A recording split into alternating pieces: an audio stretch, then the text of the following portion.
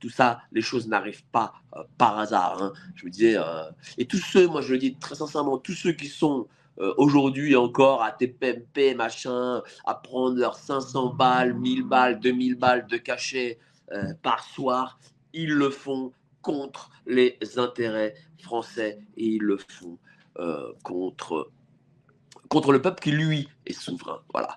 Vous le faites pour le système, vous travaillez pour le système et ne faites pas croire que vous ne le savez pas, vous le savez. Voilà, Monsieur Nouna, vous savez, vous travaillez pour le système. Voilà, ça c'est à un moment donné, il faut un peu quand même dire les choses. Et moi je vais vous dire, hein, c'est pas parce que les choses parfois certains propos, certains sujets sont abordés qu'ils le sont pour des bonnes raisons. Quand ils sont ridiculisés, vous savez, quand vous avez une généticienne comme Alexandra Orion-Code, que vous mettez à 10, 15, 20 dessus pour faire croire que ce discours c'est débile, eh ben, c'est pas parce que vous en avez parlé que ça a rendu service. Ça n'a pas rendu service. Ça a montré seulement à une frange peut-être qui doutait, eh ben, de se dire, bah non, en fin de compte, c'est pas une généticienne, c'est une charlatan, elle ment, etc., etc. Donc, en effet, l'État, le gouvernement, Macron, les ministres, Véran, Buzyn, etc., disent la vérité. Donc, je vais me donner mon bras et me faire injecter. Et Monsieur Hanouna, c'est ça qui l'a permis. C'est ça qui l'a permis. Donc, c'est un salopard et il faut le montrer et il faut le débusquer et il faut mettre la lumière sur son vrai visage. Et son visage, il est dégueulasse. Moi, j'avais eu confiance en ce mec, beaucoup trop brun pour que j'ai confiance dans un type pareil. Déjà, rien que le voir, ça me donne des frissons. Rien que le voir. Hein. Le mal, il a le mal sur ce faciès-là, ce faciès grossier qui le représente. Il a le mal en lui, ça se voit. Il a le visage du démon, ça se voit. Et je soutiens Monsieur Bouba qui montre la réalité de ce visage. Donc voilà, Monsieur Hanouna ne sort pas avec Madame Tiffany par hasard. Parce que oui, il sort avec Tiffany. Ce n'est pas un plan com, je sais pas quoi. Ça, c'est bidon, ça. J'ai reçu Monsieur Divisio, Maître Divisio, qui était à TPMP, qui depuis ne remet plus les pieds à TPMP. Il a vu des choses, et il a vu les choses, et il a témoigné à Géopolitique Profonde pour débusquer aussi Monsieur Hanouna. Il a vu ce qu'il en était. Il a vu que la chronique qu'il a proposée, c'est pas lui qui l'a eu, c'est Madame Tiffany Ozière qui l'a eu. Hein. Tiffany Ozière qui n'est personne auprès des avocats. Elle est zéro. Hein. À un moment donné, il faut aussi se dire les choses. Tiffany Ozière est zéro. C'est une avocate nulle. Elle est nulle comme avocate. Voilà. Pourtant, soi-disant qu'elle a une chronique juridique, machin, hein, voilà.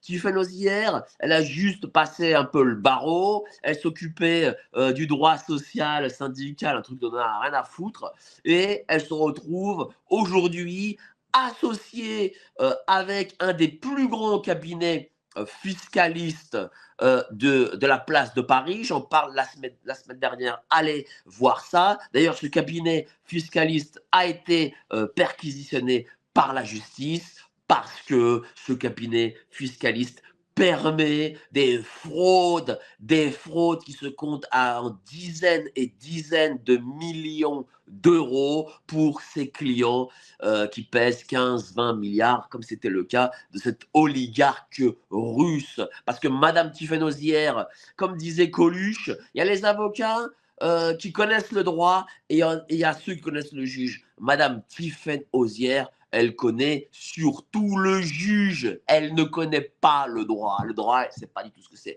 Par contre, elle connaît le juge. Elle connaît le juge parce qu'elle est la fille de Brigitte Macron. Et donc, du coup, lorsqu'elle va voir le ministre du budget pour défiscaliser ses clients, eh bien, vous pensez bien que le ministre du budget, il va parler à l'encontre de Tiffany Ozière, fille de Brigitte Macron et belle-fille d'Emmanuel Macron. Donc c'est ça, c'est juste comme ça que cette fille gagne de l'argent. Et moi je peux vous dire une chose, pour ce milliardaire russe qui pèse 16 milliards d'euros, ce mec pèse 16 milliards d'euros, elle a défiscalisé une villa à 80, elle a défiscalisé 82 millions d'euros d'une villa, vous imaginez, 82 millions d'euros. Donc sur 82 millions d'euros, elle a pris ses 10%. Ne vous inquiétez pas, elle a pris 10%. Ça fait à peu près entre 1 et 10%, on va dire. 1%, c'est 820 000 euros. 10%, c'est 8 200 000 euros. C'est quand même beau. C'est quand même beau la vie. Hein. C'est pour ça qu'on a aussi des déficits. C'est parce que à la tête de l'État, il y a la corruption. C'est ça que moi je me pose la question, mais comment est-ce que l'État continue à faire exploser les déficits?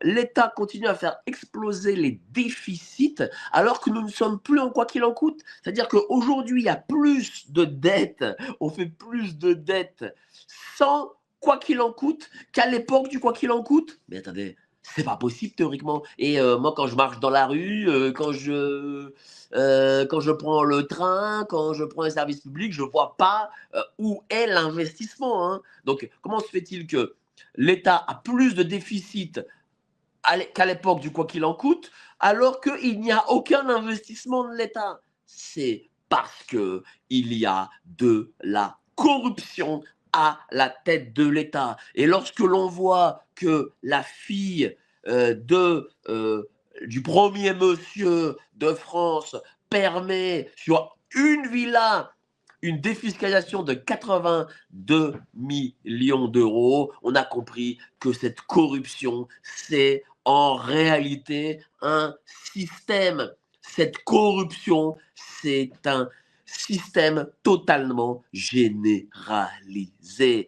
On doit prendre de l'argent, ils doivent se faire des fausses factures, des faux contrats, ils doivent prendre de l'argent ici et là. On sait que par exemple, l'AFD dépensait 15 milliards par an en subventions, des agences d'État, il y en a 1500. J'imagine que chaque agence dépense son petit milliard.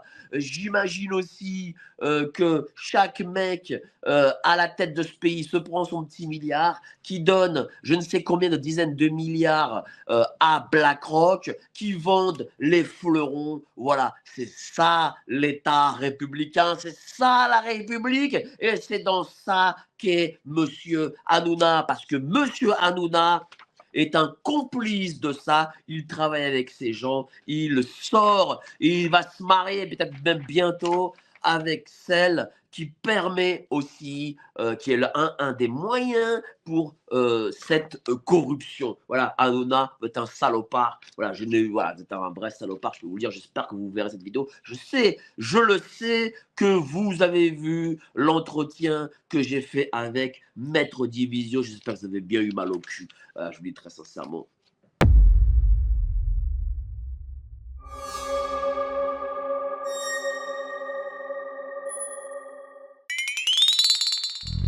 Yeah.